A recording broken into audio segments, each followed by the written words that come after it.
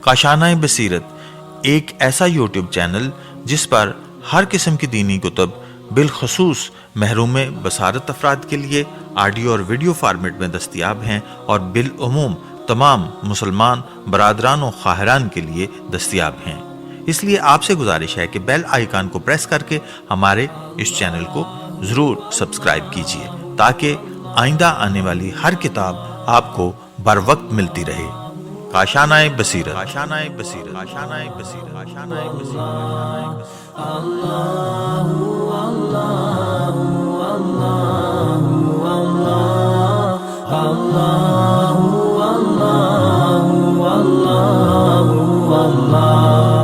بسم اللہ الرحمن الرحیم۔ السلام علیکم سامعین، ہم کاشانۂ بصیرت کے خوبصورت پلیٹ فارم سے جس کتاب کو پڑھ رہے ہیں اس کا نام ہے امام مہدی علیہ السلام ولادت سے ظہور تک، جس کے مؤلف ہیں آیت اللہ سید محمد کاظم قزوینی۔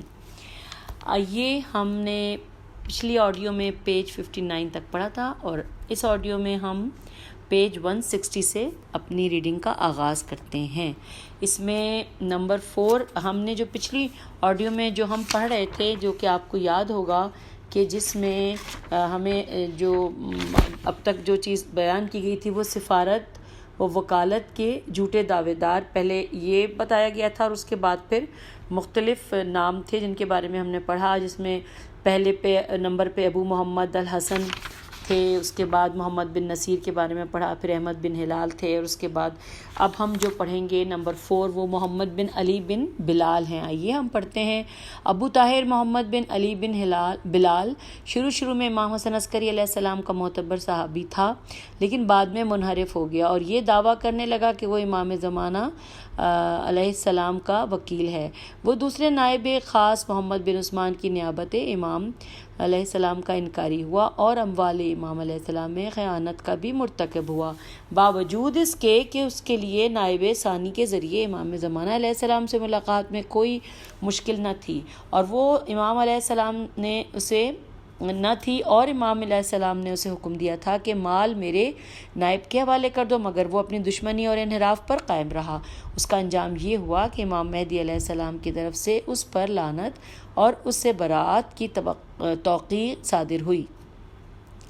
اس توقیع میں چند اور لوگوں کا بھی ذکر تھا جن پر امام علیہ السلام نے لعنت کی تھی، ان میں الحاج اور شلمغانی وغیرہ شامل تھے۔ ہم برے انجام سے خدا کی پناہ مانگتے ہیں۔ نمبر 5 حسین بن منصور الحلاج، شیطان سے بڑھ کر شیطان، 10 صدیوں سے امت اس کے برے اثرات سے متاثر ہے اور آج تک اس کی رسی ڈھیلی ہے، باوجود اس کے کہ اس کا کفر و انحراف ظاہر ہو چکا ہے، لیکن بعض لوگ اس پر خوش ہیں اور اس کے فاسد عقائد کو مانتے ہیں، اور جو جس جیسا بنے وہ اسی میں سے ہے۔ مورخین نے اس کی اصل اور اس کے وطن کے بارے میں اختلاف ظاہر کیا ہے۔ ایک قول یہ ہے کہ وہ اہل نیشاپور میں سے تھا، اور ایک قول کے مطابق وہ مرو طالقان یاری کا رہنے والا تھا۔ تاریخ دانوں اور محدثین کرام نے اس کے بارے میں بیان کیا ہے کہ وہ دجال جھوٹا اور جادوگر تھا، صوفیت ظاہر کرتا تھا اور ہر علم کو جاننے کا دعوے دار تھا، حالانکہ وہ جاہل تھا اور گرگٹ کی طرح رنگ بدلتا رہتا تھا۔ وہ شیعوں کے پاس شیعت ظاہر کرتا تھا اور اہل سنت کے پاس اپنا مذہب اہل سنت ظاہر کرتا تھا۔ امام مہدی علیہ السلام کی طرف سے اس پر لعنت اور اس سے براءت کی توقیع صادر ہوئی۔ یہ سب اس وجہ سے تھا کہ بعض شیعہ حضرات اس کے بارے میں علم نہ ہونے کی وجہ سے اس کی تعریف میں حد سے آگے نہ نکل جائیں اور اس کی بدعمالیوں اور انحرافات سے غافل ہو جائیں، اور اس سے بھی غافل ہو جائیں کہ جو اس کی مذمت اور لعنت و ملامت توقیع امام علیہ السلام میں وارد ہوئی ہے۔ اس کے انحرافات میں سے یہ بھی تھا کہ وہ حلولیت کا قائل تھا، یعنی کہ یہ دعویٰ کرتا تھا کہ خدا اس میں حلول کر گیا ہے، اور اسی وجہ سے وہ الوہیت اور ربوبیت کا دعوے دار تھا۔ ایک دفعہ وہ ایران کے شہر قم گیا اور دعویٰ کیا کہ وہ امام مہدی علیہ السلام کا نائب اور وکیل ہے۔ لوگوں نے اس کی ٹھکائی کی پھر چھوڑ دیا۔ شیخ بہائی نے کشکول میں ذکر کیا ہے کہ اہل بغداد نے حسین بن منصور الحلاج کے خون کو مباح قرار دینے پر اجماع کر لیا تھا۔ اس مقصد کے لیے انہوں نے ایک تختی تیار کی اور اس پر اپنی گواہیاں ثبت کی۔ وہ کہا کرتا تھا اللہ میرے خون میں ہے اور اسے بہانا حرام ہے، اور ان کلمات کو دہراتا رہا اور دوسرے لوگ اپنی گواہیاں ضبط کرتے رہے۔ پھر اسے گرفتار کر کے جیل لے جایا گیا۔ مقتدر عباسی نے اسے جیل کے داروغہ کے حوالے کرتے ہوئے کہا کہ اسے 1000 کوڑے مارو، اگر مر جائے تو ٹھیک، ورنہ 1000 کوڑے اور مارو تاکہ مر جائے، پھر بھی اگر نہ مرے تو اسے کسی طرح مار ہی ڈالو۔ پس اسے باب الطاق کے پاس لایا گیا۔ اس وقت کافی لوگ اس کی گلو خلاصی کے لیے جمع ہوئے۔ اسے 1000 کوڑے مارے گئے، پھر اس کے اعضاء کو کاٹا گیا، سر تن سے جدا کیا گیا، اس کے بدن کو جلایا گیا اور اس کا سر پل پر رکھ دیا گیا، اور یہ 309 ہجری کا واقعہ ہے۔ نمبر 6، محمد بن علی الشلمغانی۔ ابو جعفر محمد بن علی الشلمغانی المعروف ابن العزاقر شلمغان سے تعلق رکھتا تھا، اور شلمغان عراق کے وسطی علاقوں میں سے ایک علاقہ ہے۔ اس کا شمار محدثین کی فہرست میں پیج 162 فہرست میں ہوتا تھا۔ اس کی بہت ساری کتابیں ہیں جن میں اس نے ائمہ اہل بیت علیہ السلام کی احادیث جمع کی ہیں، لیکن جب وہ منحرف ہوا اور اپنے عقائد بدل لیے تو احادیث ائمہ میں کمی بیشی کرنے لگا۔ امام زمانہ علیہ السلام کی ایک توقیع شیخ حسین بن روح کے نام آئی کہ جس میں امام علیہ السلام نے شلمغانی سے اظہار برات فرمایا، اس کی مذمت کی اور اس پر لعنت کی۔ امام علیہ السلام اس توقیع میں ارشاد فرماتے ہیں، بتا دو خدا تمہاری عمر دراز کرے، تجھے ہر چیز کی معرفت دے اور خیر پر تیرا خاتمہ کرے۔ ہمارے بھائیوں دوستوں کو جو بھی اس کے دین پر اعتماد کرتا اور اس کی نیت سے مطمئن ہے، محمد بن علی المعروف شلمغانی خدا جلد اسے عذاب میں مبتلا کرے اور مہلت نہ دے، اسلام سے مرتد ہو چکا ہے، اسے چھوڑ چکا ہے، دین خدا میں الحاد کیا ہے اور ایسی چیز کا دعویٰ کیا ہے کہ جس کی موجودگی میں وہ خدا کا منکر کہلاتا ہے۔ اس نے جھوٹ بولا، افتراء کیا، بہتان باندھا اور بہت بڑا گناہ کیا۔ خدا سے پھرنے والوں نے جھوٹ بولا، اندھی گمراہی میں پڑ گئے اور کھلم کھلا خسارہ اٹھایا۔ ہم خدا اور رسول کی طرح اس سے بیزار ہیں۔ ہم نے اس پر لعنت کی، اس پر خدا کی بے شمار لعنت ہو۔ ہم ظاہر اور باطن، پوشیدہ اور اعلانیہ، ہر وقت اور ہر حالت میں اس پر، اس کے پیروں پر، اس کی جماعت پر اور جو ہمارا یہ فرمان سننے کے بعد اس کی محبت پر قائم ہو اس پر لعنت کرتے ہیں۔ لوگوں کو بتا دو ان بریکٹ خدا تمہیں سلامت رکھے بریکٹ کلوز، ہم اس سے دور ہیں جیسا کہ ہم نے اس جیسے دوسروں مثلا شریعی، نمیری، حلالی اور بلالی وغیرہ سے دوری اختیار کی تھی۔ خدا کا یہ طریقہ کار ہے اور ہم اسے پسند کرتے ہیں، اسی پر ہم بھروسہ رکھتے ہیں اور اسی سے مدد چاہتے ہیں۔ وہ ہمارے تمام معاملات میں کافی ہے اور بہترین مددگار ہے انورٹڈ کاما کلوز۔ یہ جو ارشاد تھا امام علیہ السلام کا، یہ یہاں پہ ختم ہوا۔ یہ اب ہم پیج 163 پہ آ گئے ہیں۔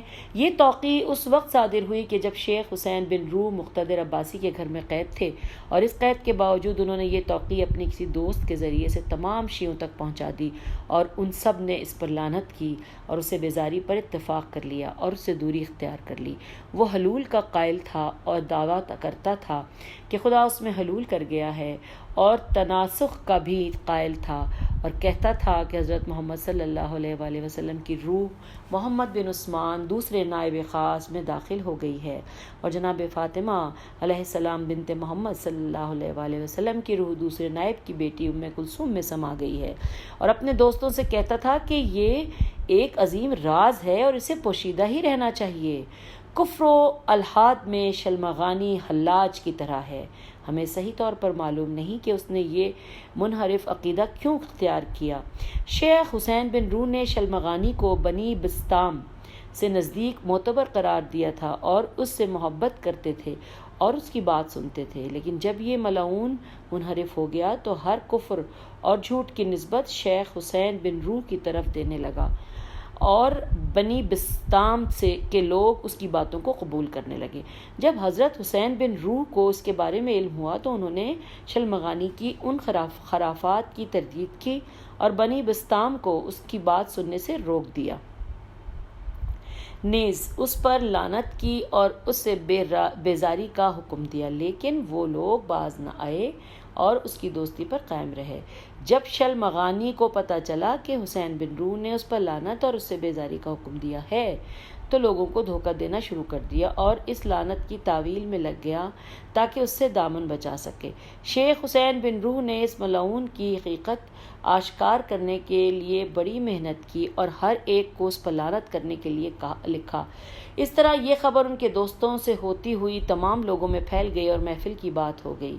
یہ امر شلمغانی پر گراں گزرا اور اس رسوائی سے بچنا چاہتا تھا، لہٰذا اس نے شیعوں کی ایک جماعت سے کہا، میری اور حسین بن روح کی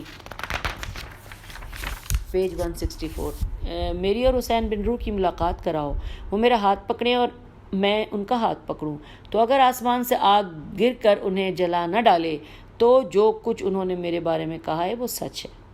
جب شلمغانی کے انحراف و ضلالت کی خبر عباسی حکمران رازی کے پاس پہنچی تو اس نے اسے گرفتار کرنے کا حکم دیا۔ شلمغانی ڈر گیا اور ایک گھر سے دوسرے گھر میں منتقل ہو گیا۔ بادشاہ کا وزیر اسے ڈھونڈتا رہا، اس کا نام ابن مقلا رکھا، میم پہ پیش ہے اور قاف لام ہے، مقلا تھا۔ آخر کار شلمغانی ابن مقلا وزیر کی گرفت میں آ گیا۔ اس کے پاس سے کچھ خطوط بھی برآمد ہوئے جو اس کے پیروں یعنی جو اس کی پے یہ رے واو نون غنہ نے اس کی طرف بھیجے تھے، اور ان پر وہ باتیں درج تھیں کہ جو صرف خدا ہی کی شایان شان ہیں، جیسے یا الہی و رازقی وغیرہ۔ آخر کار اسے فقیہوں، قاضیوں اور لشکر کے سالاروں کے محکمے کی طرف لے جایا گیا، اور کافی بحث و تمہیز کے بعد وہ اس کے قتل پر متفق ہو گئے۔ اسے کوڑے مارے گئے اور جان سے مار دیا گیا، اس کے بدن کو جلا دیا گیا اور اس جلی ہوئی راکھ کو دجلہ کی نہر میں بہا دیا گیا۔ نمبر 7، ابو دلف الکاتب۔ ابو دلف محمد بن مظفر الکاتب ازدی نے بھی سفیر امام علیہ السلام ہونے کا جھوٹا دعویٰ کیا تھا۔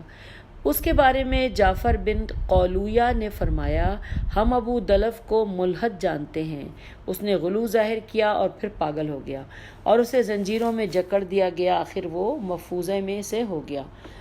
وہ جہاں کہیں بھی آتا تھا اس کی توہین کی جاتی تھی، اور شیعوں نے تھوڑے ہی وقت میں اسے جان لیا اور جماعت نے اس سے اور اس کے ماننے والوں سے بیزاری اختیار کر لی۔ اس کے انحرافات میں سے ہے کہ وہ مخمصے میں سے تھا۔ مخمصہ غالیوں کی ایک جماعت ہے جن کا عقیدہ ہے کہ اپنے ان 5 بندوں یعنی بریکٹ میں ہیں سلیمان، ابوذر، مقداد، عمار اور عمرو ابن امیہ الزمیری کو خدا نے کائنات کے مصالحے کے لیے مقرر کیا ہوا ہے۔ ایک اور رائے کے مطابق مخمصہ غالیوں کا ایک گروہ ہے جو اصحاب کسا کی الوہیت کا قائل ہے۔ وہ کہتے ہیں کہ حضرت محمد صلی اللہ علیہ وآلہ وسلم، حضرت علی علیہ السلام، حضرت فاطمہ علیہ السلام، امام حسن علیہ السلام اور امام حسین علیہ السلام ایک نور ہیں، ان میں ایک ہی روح ہے، کوئی بھی ایک دوسرے سے افضل نہیں ہے۔ ابو دلف ہر صورت میں حلول کا قائل تھا، کافر تھا، نجس تھا، گمراہ کرنے والا تھا، اور مشہور ہے کہ اس نے ان خرافات کا سبب اس پاگل پن عقل کا زائل ہو جانا تھا۔ نمبر 8، محمد بن احمد بغدادی۔ ابو بکر محمد بن احمد بن عثمان بن سعید المعروف بغدادی۔ تعجب خیز بات ہے کہ یہ دوسرے نائب خاص کا بھتیجا تھا اور اس نے بھی جھوٹ میں نائب امام ہونے کا دعویٰ کیا تھا۔ اس کے پاس علم بہت کم تھا، عقل کمزور تھی، اور اس کی جہالت کے لیے یہی کافی ہے کہ وہ ابو دلف کا پیرو تھا اور اس کے اباطیل اور کفریات پر ایمان رکھتا تھا۔ ایک دفعہ دوسرے نائب خاص ایک مجلس میں اہل بیت علیہ السلام سے وارد شدہ احادیث بیان کر رہے تھے اور لوگ بھی ان سے بیان کر رہے تھے۔ تو محمد بن عثمان نے حاضرین سے کہا خاموش ہو جاؤ کہ وہ، اب بریکٹ میں لکھا ہے محمد بن احمد بغدادی، کہ وہ آنے والا ہے اور تمہارے دوستوں میں سے نہیں ہے۔ یہ منافق ہر روز رنگ بدلتا رہتا ہے۔ ایک دفعہ اس نے دعویٰ کیا وہ بصرے میں یزیدی کا وکیل ہے اور اس نے بہت سا سامان اکٹھا کر لیا، مگر اسے پکڑ لیا گیا اور اس کے سر پر ضرب لگائی گئی تو اس کی دونوں آنکھوں میں پانی اتر آیا اور وہ اندھا ہو کر مر گیا۔ سامعین، یہ پیج 165 پہ ہم نے یہ مکمل کر لیا۔ اب پیج 166 پہ ہم آئے ہیں، یعنی ہم پچھلی جو تھی وہ 8ویں فصل کو ہم پڑھ رہے تھے اور اب ہم 9ویں فصل پہ آ گئے ہیں، جس میں ہم مختلف چیپٹرز پڑھتے جائیں گے۔ آئیے، سب سے پہلے لکھا ہوا ہے جو بہت انٹرسٹنگ ہے، میرا دل جو ہے وہ پتہ نہیں کب سے اس کو پڑھنا چاہتی تھی میں، لیکن شکر ہے اللہ کا کہ میں آج اس کو پڑھنے کے لیے آغاز کر رہی ہوں۔ اور ٹاپک کا نام ہے 9ویں فصل میں امام مہدی علیہ السلام کی غیبت صغریٰ میں زیارت کرنے والے۔ کتنے خوش نصیب تھے نا سامعین وہ لوگ جنہوں نے زیارت کی ہے۔ آئیے ہم پڑھتے ہیں۔ ہم سابقاً بیان کر چکے ہیں کہ امام مہدی علیہ السلام کی غیبت صغریٰ ان کی ولادت ہی سے شروع ہو چکی تھی۔ اب ہم ان حضرات کا ذکر کرتے ہیں کہ جنہوں نے امام علیہ السلام کی زیارت کا شرف حاصل کیا۔ بعض کا ذکر ہم اجمالاً کریں گے اور بعض کا تفصیل سے بیان کریں گے، اور یہ ذکر 2 قسموں میں کیا جائے گا۔ پہلی قسم وہ حضرات کہ جنہوں نے امام حسن عسکری علیہ السلام کی زندگی میں امامت کی زیارت کی ہے، واہ، اور دوسری وہ کہ جنہوں نے امام حسن عسکری علیہ السلام کی وفات کے بعد زیارت کی ہے۔ پہلی قسم، آئیے پڑھتے ہیں۔ ان میں درج ذیل افراد ہیں: 1 سیدہ حکیمہ بنت امام علی تقی علیہ السلام، جو کہ امام حسن عسکری علیہ السلام کی پھوپھی تھیں۔ یہ امام مہدی علیہ السلام کی ولادت کے وقت امام حسن عسکری علیہ السلام کے گھر پر حاضر تھیں اور ان کا تفصیلی ذکر پہلے ہو چکا ہے۔ نمبر 2 نسیم، امام حسن عسکری علیہ السلام کی کنیز، یہ فرماتی ہیں کہ میں امام مہدی علیہ السلام کی ولادت کے بعد بروایت دیگر 10 دن بعد امام مہدی علیہ السلام کے پاس گئی اور مجھے چھینک آئی تو انہوں نے مجھ سے فرمایا تم پر خدا رحم کرے۔ نسیم کہتی ہیں مجھے اس سے خوشی ہوئی، امام مہدی علیہ السلام نے مجھ سے فرمایا کیا میں تمہیں چھینک کے بارے میں ایک خوشخبری سناؤں، ایک خوشخبری نہ سناؤں؟ میں نے عرض کیا کیوں نہیں مولا علیہ السلام۔ امام علیہ السلام نے فرمایا یہ 3 دن کے لیے موت سے امان ہے۔ سبحان اللہ۔ اچھا جی، اب ہم پڑھیں گے نمبر 3۔ امام حسن عسکری علیہ السلام کے اصحاب کی ایک جماعت نے امام مہدی علیہ السلام کو دیکھا۔ ابو غانم الخادم سے روایت ہے، ابو محمد امام حسن عسکری علیہ السلام کے ہاں ایک بیٹا پیدا ہوا۔ آپ علیہ السلام نے اس کا نام محمد رکھا اور تیسرے دن اپنے اصحاب کو اس کی زیارت کرائی اور فرمایا میرے بعد یہ تمہارا صاحب الامر ہے، تم پر میرا خلیفہ ہے اور یہی وہ قائم ہے کہ جس کے انتظار میں گردنیں لمبی ہو جائیں گی۔ بریکٹ میں لکھا ہے یعنی غیبت میں طوالت ہوگی۔ پس جب زمین ظلم و جور سے بھر جائے گی تو وہ خروج فرمائے گا اور اسے عدل و انصاف سے بھر دے گا۔ سبحان اللہ۔ نمبر 4، قریباً 40 لوگوں نے اس وقت ان کی زیارت کی جب امام حسن عسکری علیہ السلام ان کے لیے امام علیہ السلام کو باہر لے کر آئے اور ان سے فرمایا میرے بعد یہ تمہارا امام ہے اور تم میں میرا خلیفہ ہے۔ اس حدیث کو تفصیلاً ہم نائب اول حضرت عثمان بن سعید العمری کے احوال میں نقل کر چکے ہیں۔ بریکٹ میں لکھا ہے فراجے، فیر الف جیم این۔ نمبر 5، ابو الادیان نے زیارت کی، ان کا بیان امام حسن عسکری علیہ السلام کی وفات کے بیان میں ہو چکا ہے۔ نمبر 6، الشیخ الجلیل احمد بن اسحاق قمی اشعری نے حضرت علیہ السلام کی زیارت کی۔ وہ کہتے ہیں کہ میں امام ابو محمد حسن عسکری علیہ السلام کے پاس ان کے بعد ان کے خلیفہ کے بارے میں پوچھنے گیا تو امام علیہ السلام نے مجھ سے فرمایا اے احمد بن اسحاق، خدا زمین کو حضرت آدم علیہ السلام سے لے کر قیامت تک اپنی حجت سے خالی نہیں رکھے گا۔ اس کے ذریعے خدا زمین والوں سے بلائیں دور کرے گا، بارش نازل فرمائے گا اور اسی کے ذریعے زمین اپنی برکات نکالے گی۔ شیخ نے سوال کیا اے فرزند رسول علیہ السلام، آپ علیہ السلام کے بعد خلیفہ اور امام کون ہے؟ امام علیہ السلام جلدی سے اپنے گھر گئے اور اپنے کندھے پر ایک بچہ اٹھا لائے۔ اس کا چہرہ چاند کی طرح تھا اور وہ 3 سال کا تھا۔ پیج 168۔ امام علیہ السلام نے فرمایا اے احمد بن اسحاق، اگر تم خدا اور اس کے حجج کے نزدیک قابل احترام نہ ہوتے تو میں اپنے اس بچے کو تمہارے سامنے نہ لاتا۔ یہ رسول خدا صلی اللہ علیہ وآلہ وسلم کا ہم نام اور ہم کنیت ہے جو زمین کو عدل و انصاف سے یوں بھر دے گا جیسے وہ ظلم و جور سے بھر چکی ہوگی۔ اے احمد بن اسحاق، ان کی مثال اس امت میں حضرت خضر علیہ السلام کی سی ہے، نیز ان کی مثال حضرت ذوالقرنین کی سی ہے۔ بخدا وہ غائب ہوں گے اور ان کے زمانے غیبت میں ہلاکت سے وہی نجات پائے گا جسے خدا امامت مہدی علیہ السلام کے عقیدے پر ثابت قدم رکھے گا، اور اس زمانے میں اس بندے کو وہ ان کے جلد ظہور کے لیے دعا کرنے کی توفیق دے گا۔ احمد بن اسحاق نے عرض کیا، اے مولا، کیا کوئی ایسی علامت ہے جس سے دل کو اطمینان مل سکتا ہے؟ وہ بچہ فصیح عربی میں بولا، میں خدا کی زمین میں اس کا بقیہ ہوں اور اس کے دشمنوں سے انتقام لینے والا ہوں، پس آنکھوں سے دیکھنے کے بعد اور کوئی نشانی تلاش کرو۔ احمد بن اسحاق فرماتے ہیں کہ میں خوشی خوشی واپس آیا۔ جب دوسرا دن آیا تو میں امام کی خدمت میں گیا اور عرض کیا کہ اے فرزند رسول، میں آپ کی اس مہربانی کی وجہ سے بہت خوش ہوں۔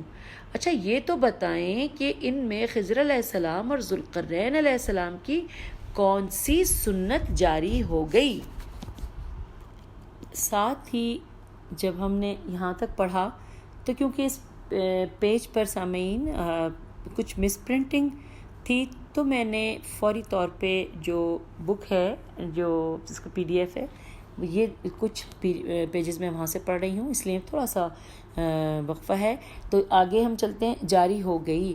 امام حسن عسکری علیہ السلام نے فرمایا، اے احمد، ان کی غیبت کا زمانہ طولانی ہوگا۔ میں نے پوچھا، اے فرزند رسول، ان کا زمانہ غیبت طولانی ہوگا؟ امام نے فرمایا، جی ہاں، خدا کی قسم ایسا ہی ہوگا، یہاں تک کہ اس عقیدے کے اکثر قائلین اپنے عقیدے سے رجوع کر لیں گے، یعنی منحرف ہو جائیں گے، اور اس امر پر وہی ثابت قدم رہے گا کہ جس سے خدا نے ہماری ولایت کا عہد لیا ہے اور اس کے دل میں ایمان لکھ دیا ہے، اور اپنی روح بریکٹ میں ہے روح القدس سے اس کی مدد کی ہے۔ اگلے پیج پر چلتے ہیں ہم، پیج نمبر 169۔ اب اس میں ایک مظہر عباس صاحب کا ایک یہ شعر ہے کہ روح القدس میری مدد کرتا ہے آج بھی، روح القدس مدد میری کرتا ہے آج بھی، میں انتظار سید کون و مقام میں ہوں۔ یہ مظہر عباس صاحب کا شعر تھا۔ اے احمد بن اسحاق سے یہ خدا کے ان امور میں سے ایک امر ہے، خدا کے رازوں میں سے ایک راز ہے، اور خدا کے عیبوں میں سے ایک غیبوں میں سے ایک غائب، اور ان بریکٹ ہے نشانی۔ پس جو میں نے بتایا ہے اسے لے لو اور شکر گزاروں میں سے ہو جاؤ۔ سامعین، یہ جو 1-2-3 لائنیں یہ تھوڑا سا بلر ہیں کیونکہ میں اس کی کوشش کر رہی ہوں بہتر صحیح پڑھنے کی۔ پس جو میں نے بتایا ہے اسے لے لو اور شکر گزاروں میں سے ہو جاؤ، اس کے بدلے کل تم علیین میں ہمارے ساتھ ہوں گے۔ نمبر 7، یعقوب بن منقوش، انہوں نے امام مہدی علیہ السلام کی زیارت کی ہے۔ فرماتے ہیں کہ میں ایک دن امام حسن عسکری علیہ السلام کی خدمت میں گیا، آپ اپنے حجرے میں تشریف فرما تھے اور آپ کے دائیں طرف ایک پردہ لٹکا ہوا تھا۔ میں نے ان سے عرض کیا اے مولا، آپ کے بعد صاحب امر کا صاحب کون ہے؟ امام نے فرمایا، پردہ اٹھاؤ۔ پس میں نے پردے کو اٹھایا تو ایک 5 بالش لمبا بچہ ہماری طرف آیا۔ اس کی عمر 3 یا 4 سال تھی۔ اس کی پیشانی چوڑی، چہرہ سفید تھا، چمکدار آنکھیں تھیں، ہتھیلیاں بھاری تھیں، ان کے گھٹنے سامنے کی طرف تھے، ان کی دائیں رخسار پر تل تھا اور ان کے سر پر چوٹی تھی۔ امام علیہ السلام نے فرمایا، یہ تمہارا صاحب ہے۔ پھر امام مہدی علیہ السلام اٹھ کر چلے گئے تو امام حسن عسکری علیہ السلام نے ان سے فرمایا، اے بیٹا، مقررہ وقت پر آ جانا۔ بس امام مہدی علیہ السلام گھر چلے گئے اور میں دیکھ رہا تھا۔ پھر امام حسن عسکری علیہ السلام نے فرمایا، اے یعقوب، دیکھو گھر میں کون ہے؟ میں اندر گیا مگر کسی کو نہ پایا۔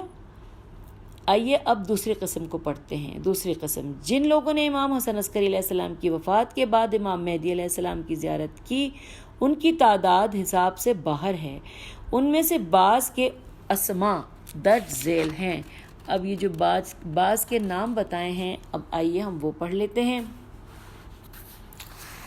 نمبر 1، ابو الادیان، ان کا بیان سابقاً امام حسن عسکری علیہ السلام کی وفات کے موضوع میں گزر چکا ہے۔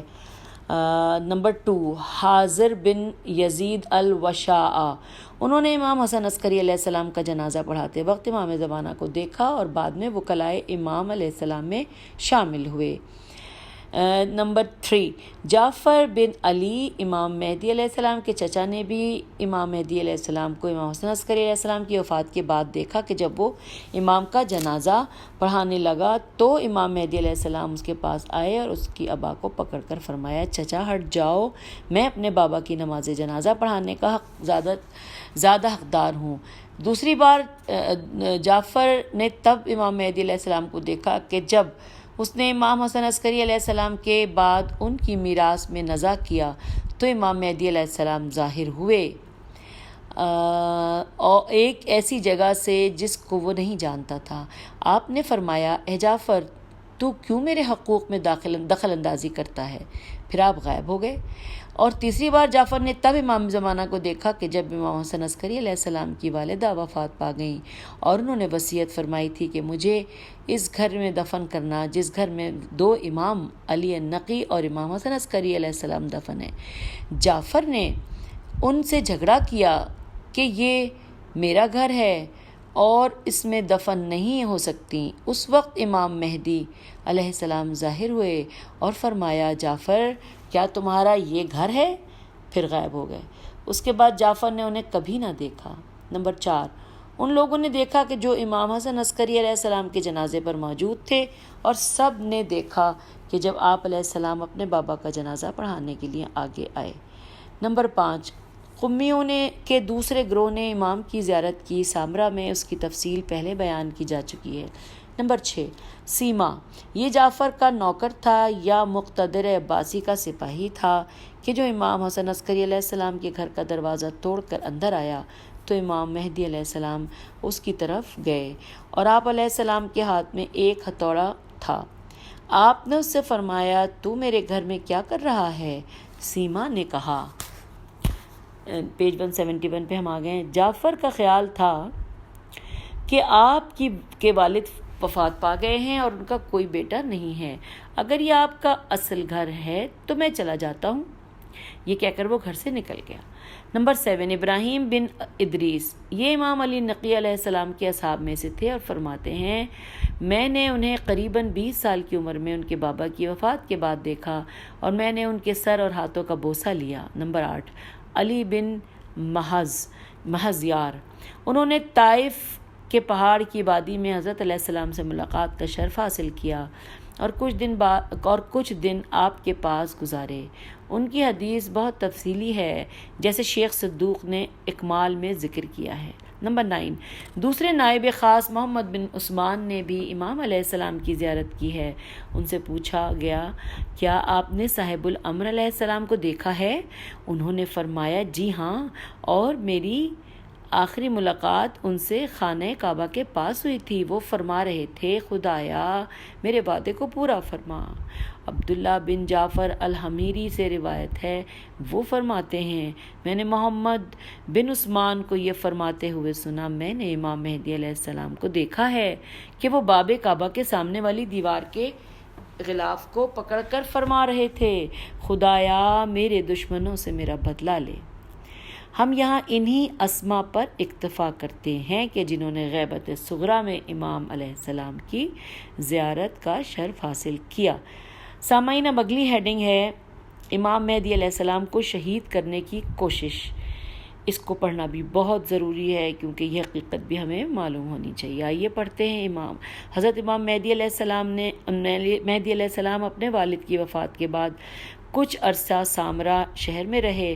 ہمیں صحیح طور پر معلوم نہیں کہ کتنا عرصہ رہے، مگر بہت سے لوگوں نے آپ علیہ السلام سے ملاقات کا شرف حاصل کیا اور اپنے اموال آپ علیہ السلام کے سپرد کیے۔ اس وقت کے بادشاہ امام مہدی علیہ السلام کے وجود کو خطرہ سمجھتے تھے اور اس سے ذرا غفلت نہ کرتے تھے اور نہ ان کے شیعوں سے غافل تھے۔ کہ جو عباسی حکمرانوں کی حکومت تسلیم نہ کرتے تھے۔ اسی لیے امام مہدی علیہ السلام کے نائبین خاص اور سفراء ایک خاص طریقے سے اپنے شرعی فرائض انجام دیتے تھے تاکہ کوئی ان پر شک کر کے انہیں حکمرانوں کے سپرد نہ کر دے۔ بادشاہان وقت نے کئی بار امام مہدی علیہ السلام کو گرفتار کرنے اور مار دینے کی کوشش کی، لیکن سب کوششیں بیکار گئیں۔ یہ بات پہلے گزر چکی ہے کہ بادشاہ وقت نے جناب سیدہ نرجس کو گرفتار کرنے کی کوشش کی لیکن کامیاب نہ ہوئے۔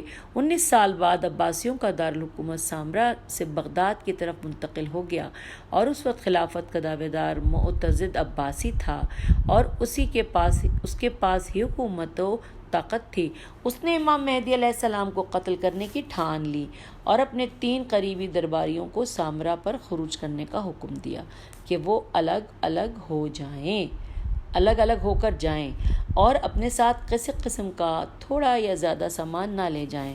اس بادشاہ نے انہیں سامرا کے اس محلے اور گھر کے بارے میں مکمل طور پر سمجھا دیا اور کہا کہ جب تم اس گھر کے پاس پہنچ جاؤ گے تو تمہیں دروازے پر ایک سیاہ فام نوکر نظر آئے گا، اسے اندر دھکیل کر گھر میں گھس جانا اور جس کو بھی گھر میں پاؤ اس کا سر تن سے جدا کر کے میرے پاس لے آنا۔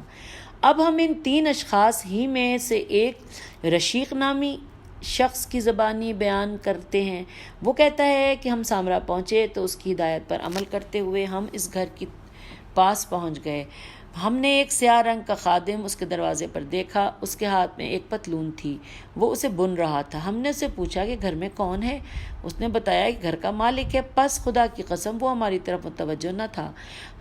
ہم نے اسے حکم کے مطابق اندر کی طرف دھکیلا مگر ہم نے گھر کو خالی پایا۔ گھر کے سامنے ایک پردہ تھا، میں نے اس سے بڑھ کر نفیس پردہ نہ دیکھا تھا۔ گویا کہ اس وقت ہاتھ اس سے اٹھ گئے اور گھر میں کوئی نہیں تھا۔ جب ہم نے پردہ اٹھایا تو ایک بہت بڑا گھر نظر آیا، گویا اس میں پانی کا ایک سمندر تھا۔ اس گھر کے اوپر ایک چٹائی تھی اور ہمارے علم کے مطابق وہ چٹائی پانی پر تھی۔ اس پر ایک بہت ہی خوبصورت شخص تھا جو نماز پڑھ رہا تھا۔ اس نے ہماری طرف دھیان نہ دیا اور نہ ہی ہمارے ہاتھوں کی طرف دیکھا۔ پس ہم 3 میں سے ایک احمد بن عبداللہ آگے بڑھا تاکہ اس گھر میں داخل ہو تو وہ پانی میں ڈوب گیا۔ میں اسے ڈھونڈتا رہا حتیٰ کہ میرا ہاتھ اس تک پہنچ گیا اور میں نے اسے باہر نکالا۔ وہ بے ہوش تھا اور 1 گھنٹے تک بے ہوش ہی رہا۔ میرے دوسرے ساتھی نے بھی جب قدم آگے بڑھایا تو اس کے ساتھ بھی وہی کچھ ہوا جو پہلے کے ساتھ ہوا تھا۔ میں حیران کھڑا تھا۔ میں نے صاحب خانہ سے عرض کیا، میں آپ علیہ السلام سے اور آپ علیہ السلام کے خدا سے معافی مانگتا ہوں۔ بخدا میں اس بات کی حقیقت نہ سمجھ سکا اور مجھے نہیں پتا کہ مجھے کس کے پاس لایا گیا ہے اور میں خدا کی بارگاہ میں توبہ کرتا ہوں۔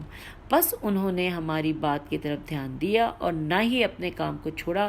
ہم ڈر کر واپس آ گئے۔ بادشاہ معتضد ہمارا انتظار کر رہا تھا۔ اس نے اپنے نگہبانوں سے کہہ رکھا تھا کہ جب بھی وہ واپس آئیں انہیں میرے پاس لے آنا۔ رات کا کچھ حصہ گزر چکا تھا۔ ہم اس کے پاس گئے تو اس نے ہم سے رپورٹ طلب کی۔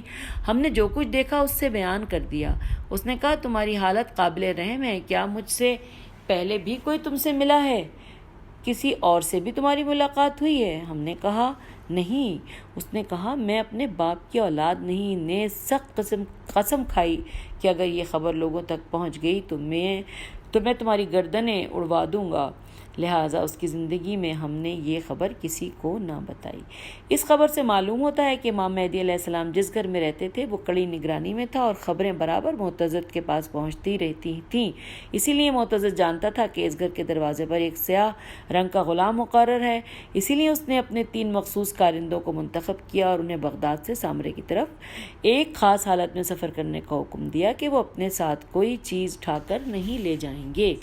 پھر انہیں محلے کے بارے میں مکمل طور پر بتایا، یعنی الف سے یہ تک انہیں سب کچھ بتا دیا اور گھر میں موجود شخص کو قتل کرنے کے بارے میں حکم صادر کیا۔ البتہ یہ نہ بتایا تھا کہ وہ شخص کون ہے اور اس کا گناہ کیا ہے۔ اس کے بعد ہم پیج 174 پر ہیں۔ بالکل یہیں سے اگلی آڈیو میں آئیے ہم ملتے ہیں۔ خدا حافظ، فی امان اللہ۔